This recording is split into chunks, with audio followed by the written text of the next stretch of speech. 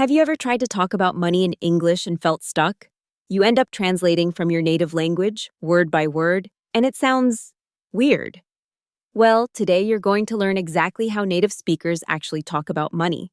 The real phrases, the natural expressions, the ones that will make you sound fluent and confident.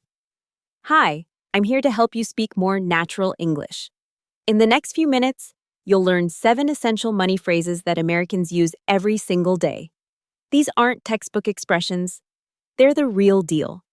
You'll hear them in offices, in restaurants, in conversations with friends. By the end of this lesson, you'll be able to talk about money like a native speaker. Let's get started. Let's start with the most common one.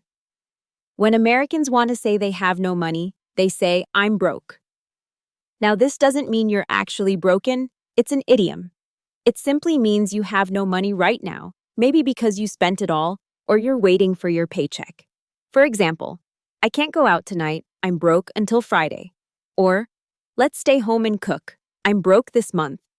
You'll hear this phrase all the time, in casual conversations between friends. It's informal, it's natural, and it's definitely not something you learn in textbooks. But every native speaker knows it. Here's another idiom you absolutely need to know. When something is extremely expensive, Americans say it costs an arm and a leg. Again, nobody is literally losing body parts here. It's just an exaggeration to show that something is very, very expensive. For example, that new iPhone costs an arm and a leg. Or rent in New York costs an arm and a leg. You can also use it as a question. Does it cost an arm and a leg? This is one of those phrases native speakers use constantly, especially when talking about prices that shock them. Here's a phrase you'll hear when people talk about spending too much money. Break the bank means to spend so much money that you can't afford it, or it causes serious financial problems. For example, "I want to buy a new car, but it would break the bank." Or, "We can go to that restaurant, but don't break the bank. Order something reasonable." You can also say without breaking the bank when you want to do something nice but affordably. Like, "I want to give her a nice gift without breaking the bank." This phrase shows up in everyday conversations about budgeting and spending wisely. In the workplace, this is essential vocabulary. When your boss gives you more money because of good performance or a promotion, you get a raise. This is the salary increase.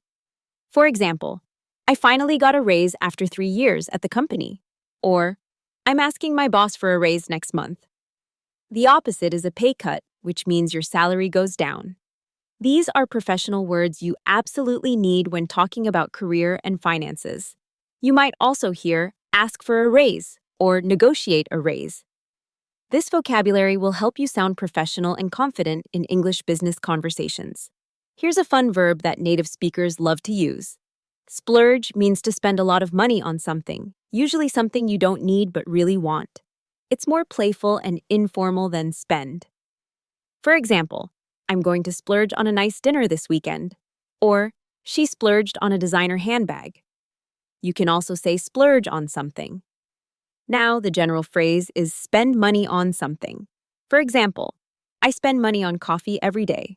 Or, "He spends a lot of money on video games." The difference is that splurge has that feeling of treating yourself, being a little extravagant, while spend is just neutral. Both are super useful in everyday English conversations about shopping and money habits. These two verbs are essential when talking about income. Make money and earn money mean the same thing: to receive payment for work. For example, "I make money as a teacher." Or, "She earns a good salary in her job." Earn is slightly more formal, especially in professional contexts. Make is more casual and used in everyday speech. You can also say make a living, which means to earn enough money to support yourself. For example, "It's hard to make a living in this city." Or, "What do you do to make a living?" These phrases are absolutely fundamental for talking about jobs, careers, and income in English. Finally, here's a phrase specifically for social situations. When you go out with friends and each person pays for their own food or drink, instead of one person paying for everyone, you go Dutch. For example, "Let's go Dutch tonight, okay? We'll each pay for our own meal." Or, "We went Dutch on dinner and it was much cheaper." This phrase comes from historical origins. but today it's just a simple way to say everyone pays for themselves. You might also hear split the bill, which means the same thing. You divide the cost equally. These expressions are super useful in social situations when you want to be clear about who pays for what. So there you have it. 7 essential money phrases that native speakers use every single day. Start using these expressions in your own conversations, and I promise you'll sound so much more natural. Practice saying them out loud. Record yourself. Use them with friends. The more you use these phrases, the more fluent you'll become. If you found this lesson helpful, please subscribe to Daily English Edge for a new English lesson every single day. Thank you for watching, and I'll see you in the next one.